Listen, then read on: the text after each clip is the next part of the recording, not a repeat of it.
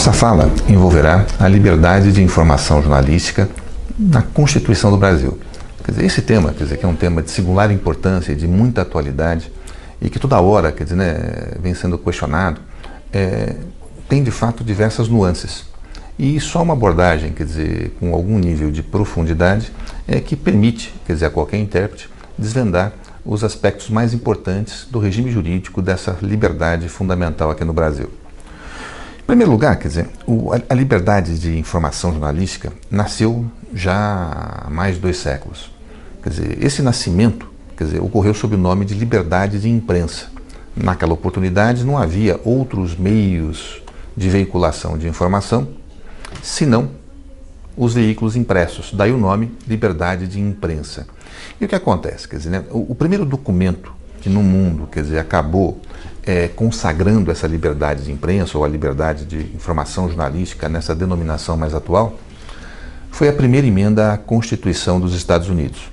Sabemos nós que a Constituição estadunidense foi promulgada em 1787, sem nenhuma previsão de direitos fundamentais. 4 anos após essa promulgação, foram editados simultaneamente as 10 primeiras emendas à Constituição norte-americana. A primeira delas é a que fala da liberdade de palavra, da liberdade de expressão, da liberdade de imprensa. E o que acontece? Ela tem uma redação que acabou gerando, nos Estados Unidos mesmo, uma interpretação bastante peculiar num primeiro momento. Destacou-se, naquela época, a interpretação de um famoso professor de então, que era o professor Alexander Michelejong, que afirmava o seguinte: a primeira emenda à Constituição norte-americana criou uma espécie de resíduo de autogoverno. Como assim resíduo de autogoverno? Entendia esse professor, numa tese que depois foi inclusive consagrada pela jurisprudência estadunidense, que a primeira emenda proibia que o Estado interviesse em matéria de liberdade de imprensa por qualquer uma de suas funções. Ou seja, criava-se ali uma espécie de território absolutamente inóspito a qualquer tipo de intromissão estatal. Então não poderia haver legislação, não poderia haver intervenção judicial, não poderia haver intervenção do Poder Executivo em matéria de liberdade de imprensa. E há de se perguntar, então não havia regulação? Não, não havia regulação, havia um resíduo de autogoverno. A sociedade, por essa interpretação, é que tinha que se regular espontaneamente. Mas como é que se dá essa regulação espontânea? Se dá da seguinte maneira: caso a sociedade fique inconformada com um determinado veículo, ela deveria, na verdade, deixar de adquirir aquele impresso, deveria deixar de prestigiar aquela publicação, deveria haver movimentos, então, de boicote àquele veículo determinado. Isso era chamado, na época, de Free Trade of Ideas, o livre mercado das ideias, né? Então, essa interpretação, de fato, ela prosperou nos Estados Unidos durante muito tempo, até que em 1917, o Justice Holmes, num julgamento da Suprema Corte norte-americana, acabou, promovendo uma nova forma de intelecção dessa emenda constitucional. Ele passou, a capitanear o ponto de vista que prevaleceu durante quase 70 anos nos Estados Unidos, de que a liberdade de imprensa deveria se deter ante a um perigo atual e evidente. Porque ele falava o seguinte: olha, tá bom, resíduo de autogoverno, como falava Michelejong.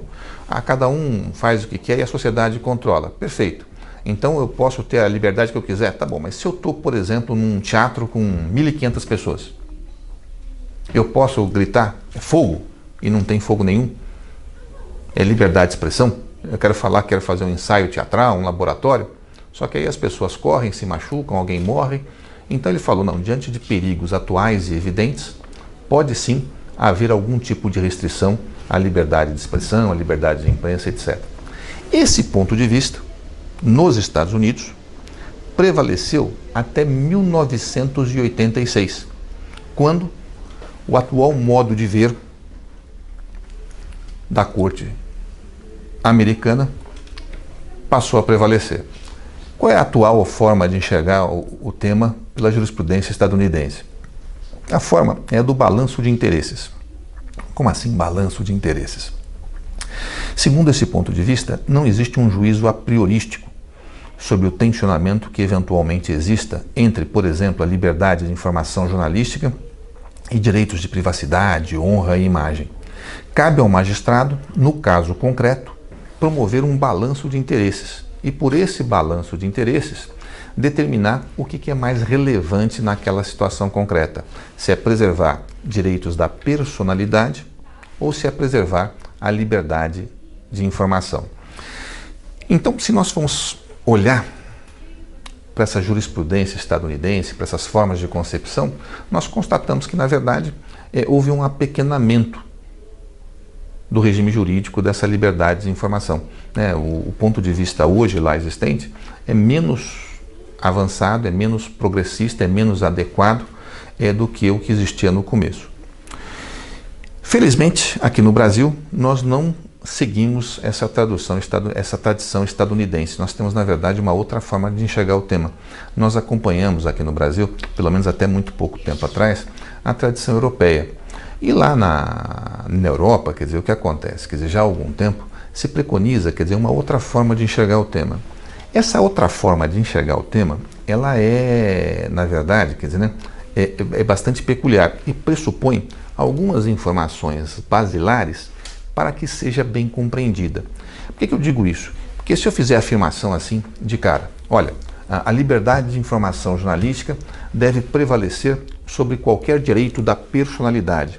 A pessoa vai pensar o seguinte, não, então tá bom, então o jornalista pode ofender, mentir, inventar fake news, enfim, quer dizer, né, promover fatos e boatos, enfim, sem qualquer supedâneo na realidade e pronto, não é assim. Quer dizer, então, para entender bem esse ponto de vista, que, repito, desde 2005 prevalece aqui no Brasil também, nós temos que entender quais são os pressupostos de raciocínio nos quais esse ponto de vista se alicerça. E quais são? Bom, em primeiro lugar, nós temos que recordar que os direitos fundamentais têm um caráter dúplice. Eles têm duas dimensões. Tem uma dimensão subjetiva, que é aquela pela qual a norma constitucional atribui prerrogativas aos seus destinatários, e tem uma dimensão objetiva, ou seja, o direito fundamental, clausulado numa norma, concorre para demarcar o perfil do Estado que o reconhece e protege. Em outras palavras, eu falo que determinado Estado é um Estado democrático de direito, mas ele é democrático porque está escrito na Constituição que é democrático, ou é democrático porque a Constituição reconhece, protege e a ordem jurídica prestigia direitos de liberdade. Evidentemente, porque há o prestígio a esses direitos de liberdade. A mesma coisa, eu afirmo que determinado Estado é um Estado democrático social de direito. Quer dizer, ele é social porque tem a afirmação social ou porque aquela Constituição reconhece, protege e a ordem jurídica efetiva direitos sociais. Evidente que é a segunda alternativa. Então, quer dizer, o que nós temos que pensar? Nós temos que pensar os direitos fundamentais à luz dessa também chamada dimensão objetiva, aliás, que dela bem fala o professor espanhol Pérez Núñez. E o que acontece? Nessa dimensão, nós temos que pensar no seguinte: eu faço um raciocínio, quer dizer, como se fosse com base numa escada, assim, numa construção, tá certo? Quer dizer, eu tenho que ter, numa democracia, opinião pública livre. Se eu não tiver opinião pública livre, na verdade eu não tenho Estado democrático. Quer dizer, as pessoas têm que ter liberdade de expressar suas opiniões, de fazer o debate público, de se colocar publicamente, de ter opiniões divergentes.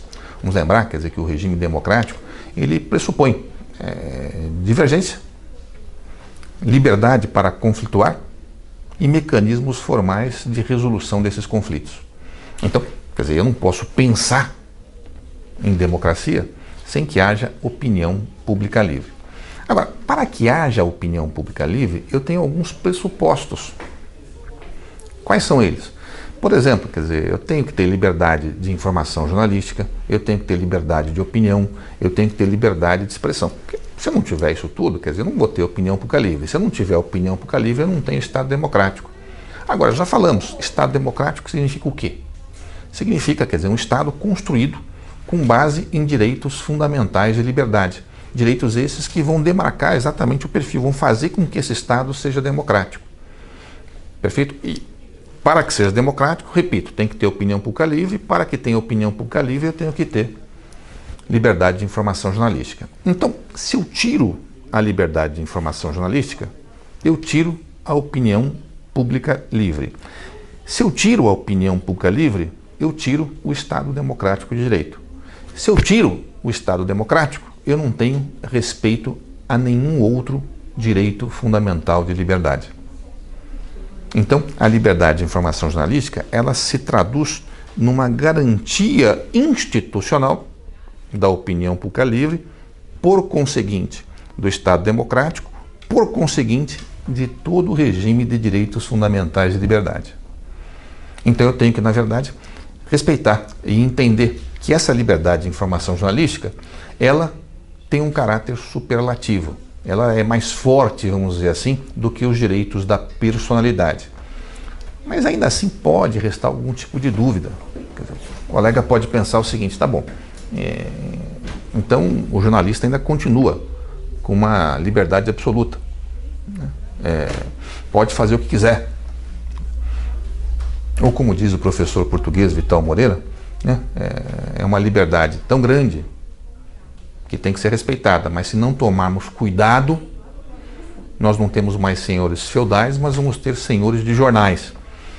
Mas exatamente por isso que esse raciocínio pressupõe ainda uma outra lapidação. Ou seja, a Constituição, quando protege a liberdade de informação jornalística, não protege, quer dizer, a liberdade de fofoca, de mentiras, de fake news. Ela protege liberdade de informação jornalística, tomada a expressão informação jornalística em sentido jurídico. E em sentido jurídico, informação jornalística é um instituto que se debruça sobre dois núcleos fundamentais. Primeiro, a notícia, segundo, a crítica. Qual é o conceito jurídico de notícia? Veja, do ponto de vista do jornalista, notícia é aquilo que coloca no jornal. Mas do ponto de vista do direito, notícia é a informação verdadeira, irrelevante, sobre fato cujo conhecimento seja importante para que a pessoa participe da vida em sociedade. Então, esse raciocínio que aloca mais força, vamos dizer assim, nessa liberdade de informação jornalística em relação a direitos da personalidade ou a quaisquer outros direitos, ele tem como pressuposto a existência de uma informação, em primeiro lugar, que seja verdadeira. Então a Constituição, por evidente, não tutela a mentira. Segundo, que seja relevante. Mas como assim relevante? É o tipo de informação que, se eu não tiver, eu não estou participando da vida em sociedade. Se eu não sei dos conflitos do presidente da República, da eleição, de um eventual escândalo que envolva dinheiro público, de investigações relevantes sobre ordenadores de despesa, sobre a conduta de autoridades públicas dos diversos poderes, quer dizer, eu, na verdade, não estou participando da vida em sociedade. Então, não basta que a notícia seja verdadeira. Se for uma notícia verdadeira, mas, por exemplo, que só seja invasiva da privacidade de uma determinada pessoa, aquilo não tem relevância. Quero saber da vida sexual do fulano. Espera aí, se a vida sexual do fulano implica, de alguma maneira, o exercício da função dele? Não, nenhuma. Então, aquilo não é relevante. Pode ser verdadeiro, não é relevante. Agora, tendo a verdade e a relevância, ela prevalece sobre os demais direitos. Ela é mais forte. Eu não posso falar assim, não, eu vou proibir o jornalista de publicar sobre tal escândalo. O jornal vai ter que pagar a indenização por dano à imagem porque falou que tal empresa produz agrotóxicos que são nocivos à saúde. Não, quer dizer, são fatores irrelevantes, são fatos verdadeiros. Quer dizer, é uma discussão importante para a opinião pública. Então eu posso sim publicar, prestigiado pela ordem jurídica. Eu posso sim publicar sem medo que haja uma censura, que haja uma proibição judicial ou que haja uma indenização posterior. Porque, repito, se eu não tiver isso, eu não tenho opinião pública livre. Se eu não tiver opinião pública livre, o nosso regime democrático está posto por terra. E notem aqui a importância do Poder Judiciário ao prestigiar esse ponto de vista. Inclusive, ou mais ainda, o Supremo Tribunal Federal, como tem feito. Quer dizer, por quê? Porque, por exemplo, uma das missões do Supremo Tribunal Federal, na sua configuração, na sua forma, no seu dever contra-majoritário, é exatamente o de viabilizar o exercício da oposição. Então, se a oposição, por exemplo, não pode criticar o governo, eu não tenho oposição. E se eu não tenho oposição, eu vou ter perpetuação do poder, o que vulnera o princípio republicano, o que vulnera a noção de democracia. Então, quer dizer, essa forma de concepção, ela é sim muito importante. E depois, além da notícia, tem a crítica. A crítica nada mais é do que a opinião aportada à notícia. Se eu coloco, quer dizer, um fato publicamente, dos mais variados, quer dizer, eu tenho, quer dizer, o direito de me expressar, de pautar, de falar, minha opinião é essa. Quer dizer, eu concordo, discordo, isso foi arbitrário, não foi. Quer dizer, o debate público tem que estar colocado. Tá certo? Quer dizer, porque se eu não tiver debate público, se eu não tiver divergência, se eu não tiver conflito e meios depois de equacionamento desses conflitos de maneira institucional, repito, eu não tenho democracia. São os 3 valores essenciais de uma democracia, né? É a divergência, a possibilidade de liberdade diante dessa divergência e os mecanismos formais de equacionamento dela num segundo momento. Ainda nessa linha, quer dizer, algumas questões se colocam, né? Quais são as questões bastante colocadas, vamos dizer assim, no dia a dia dessa discussão sobre o tensionamento entre liberdades de informação e os direitos da personalidade. Um tema, quer dizer, bastante relevante, quer dizer, né, é o seguinte, quer dizer, como é que é o direito à privacidade de pessoas públicas? E aqui, quer dizer, há 2 questões que me parecem de singular importância. A primeira questão de singular importância diz respeito àqueles gestores públicos que especificamente têm a seu cargo a ordenação de despesas, né? Então o sujeito é governador, é prefeito, é presidente da República, ministro, secretário, ele tem lá um orçamento à sua disposição, presidente de uma mesa, enfim, o sujeito tem lá um orçamento público, dinheiro público à sua disposição. O que acontece? Precisamos lembrar daquela noção que vem lá de Rousseau, coisa, que quem administra bem público não administra bem próprio. Se nós temos na base da sociedade, na base do Estado, um contrato social, quer dizer, aquela pessoa que está exercendo a função governamental está administrando bens alheios. E quem administra bens alheios tem um dever de prestação de contas, tem um dever de transparência. Então essas pessoas têm sim um dever de transparência, inclusive em relação à sua vida patrimonial. Uma outra pessoa pode, não quero falar do meu patrimônio. O homem público pode sim ter o seu patrimônio, a sua vida privada e econômica questionada nessa matéria. Eu quero saber, quer dizer, como é que o fulano de tal, quer dizer, enriqueceu em 4 anos, quando recebia um salário que é incompatível com esse patrimônio que ele hoje eventualmente ostenta. Então é evidente, quer dizer, que os meios de comunicação têm todo o direito de ir lá e filmar a casa do camarada. Falar, olha, a casa aqui vale tantos milhões de reais. O sujeito ganha tantos mil por mês. Não dá para ser comprada nesse prazo. Ah, mas é um questionamento, ele tem que explicar. Tá certo? E se ele tem que explicar, mas pode ser uma coisa inverdadeira, ele tem lá uma herança, pode ser, mas ele tem que vir a público explicar. Tá certo? Então o jornal, o jornalista, o meio de comunicação, a imprensa, a revista, a internet tem direito de questionar. Fala, como é que tem esse patrimônio aqui? Vai lá, filma, mostra. Se filmar a casa de uma outra pessoa, isso evidentemente é invasivo da privacidade. Agora, de alguém que tem a seu cargo a gestão de patrimônio público, a suspeita de que tenha eventualmente se enriquecido com dinheiro alheio, não com o próprio, quer dizer, né, esse questionamento pode e deve ser feito. Como dizia o autor norte-americano já antigo, Thomas Colley, quer dizer, a luz do sol em matéria política é o melhor cicatrizante, né? Então qualquer problema tem que trazer a luz do sol. Quer dizer, a pessoa que está gerindo o patrimônio alheio, que é o gestor do patrimônio público, tem que ter transparência, logo existe aí um direito, né, da imprensa escrutinar isso, questionar como quiser. É um dado bastante relevante. O segundo ponto que se coloca também diz respeito, quer dizer, a pessoas que têm importância pública, né, que são reconhecidas publicamente, um grande artista, um grande cantor, o político, né, em situações que não envolvam gestão de patrimônio público, né, um político famosíssimo, um governador, um presidente, está lá no momento de descontração. Essas pessoas têm direito à privacidade? É evidente que tem. Mas o direito à privacidade dela é igual, do artista famoso, por exemplo, é igual à de todas as demais pessoas? É sim, é igual a todas as demais pessoas. A diferença não está no direito, não está na hipótese. A diferença está no fenômeno. Como assim? A esfera de privacidade dela é menor do que as outras pessoas, repito, do ponto de vista fenomênico. Ah, mas como assim? Se eu, por exemplo, hoje resolvo sair e ir a um bar. E nesse bar eu resolvo ali tomar algumas doses de uísque a mais do que eu costumo tomar quando saio, e me embriago. Isso vai chamar a atenção de alguém? É evidente que não. Ninguém me conhece, eu estou lá no bar, eu falo, olha, tem lá uma pessoa bebendo um pouco a mais do que deveria. Perfeitamente. Agora, se o presidente da República faz isso, vira um fato.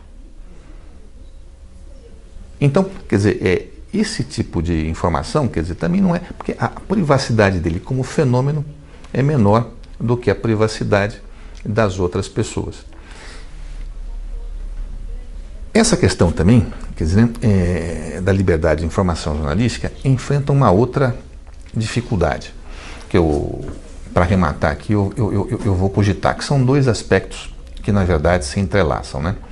Um aspecto são os fatos históricos, que se contrapõem a um outro direito já reconhecido, que é o direito ao esquecimento. Como é que isso funciona? A liberdade de informação, ela existe, repito, de maneira ampla. Se eu tenho um fato histórico, assim, um fato histórico, a Revolução de 32, quem é que se envolveu, como é que foi, como é que não foi, Getúlio Vargas, Juscelino Kubitschek, a renúncia do Jânio, quer dizer, eu não tenho como falar, alguém tem que nunca mais cogitar, falar, colocar nos meios de comunicação a renúncia do Jânio, a vida do Juscelino, não, evidente que não, são fatos de valor histórico.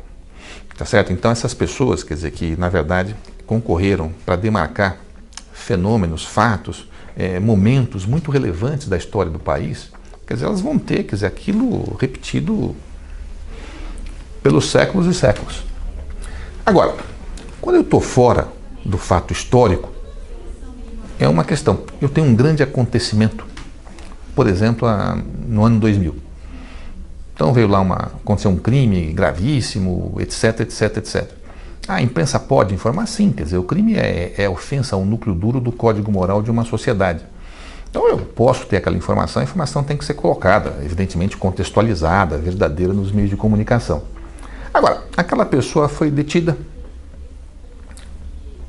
cumpriu pena, depois de 10, 12 anos sai da cadeia, se ressocializa, passa a ter uma vida adequada, está integrada no ambiente de trabalho. Quer dizer, eu poderia, na verdade, quer dizer, trazer aquele fato que não tem relevância histórica, que não tem conteúdo histórico, quer dizer, logo não é uma informação dessa natureza, quer dizer, a baila novamente, aí não, aí entra essa questão, o direito ao esquecimento. A pessoa errou, o fato tinha a relevância daquele momento, não tem relevância hoje, porque, repito, não tem caráter histórico. Tendo relevância naquele momento e não tendo mais hoje, a pessoa tem o direito à recuperação da sua vida, vamos dizer assim, né, de uma vida social adequada. Então, o que nos parece aqui é que, quando eu falo desse chamado direito ao esquecimento, que nasceu na Europa, etc., eu tenho que lembrar desses aspectos. São duas balizas. O fato de valor histórico e o fato sem valor histórico. Quando eu não tenho esse valor histórico, a nosso juízo, o direito de esquecimento se coloca assim, e eu não tenho direito de ficar escrutinando a vida de uma pessoa há 20, 30 anos atrás, se aquilo não tem relevância nenhuma hoje, não é um homem público, nada disso. Ao contrário, a pessoa tem direito a uma ressocialização e a uma vida adequada, se, enfim, cumprida lá as penas e as censuras que ela recebeu por uma eventual falta que tenha cometido no passado. Esse tema, repito, informação jornalística é bastante atual, muito importante e, enfim, todos nós precisamos a todo momento discuti-lo com muita intensidade. Parabenizo, então, a organização do Congresso pela abordagem desse tema que nos parece tão relevante. Obrigado.